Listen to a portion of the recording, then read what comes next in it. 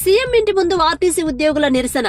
గత ప్రభుత్వంలో అన్యాయం జరిగిందని తమ గోడు చెప్పుకోవడానికి వచ్చిన ఉద్యోగులు సస్పెండ్, మెమో, జీతాలు కట్ చేయడం ఇలా చిన్న చిన్న కారణాలతో ఉద్యోగాల నుండి తీసివేశారని ఆవేదన.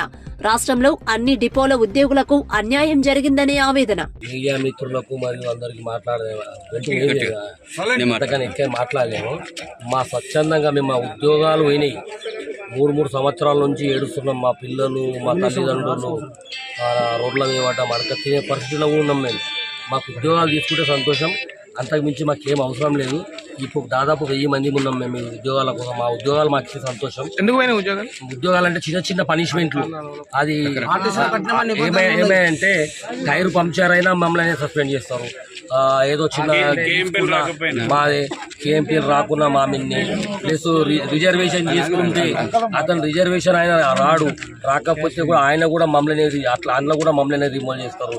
ఆబ్సెంటీజం ఒక్కనాడు రాకపోతే ఏదో జ్వరం వచ్చి మోషన్స్ పెట్టి అంటే కూడా డైరెక్ట్ 2 రోజులు చూస్తారు, 3వ రోజు లైన్గా ఆబ్సెంట్ చేస్తారు.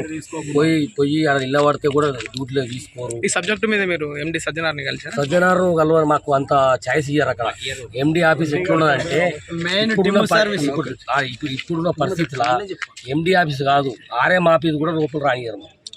ఫస్ట్ వాళ్ళు మాట్లాడే లాంగ్వేజ్ కరెక్ట్.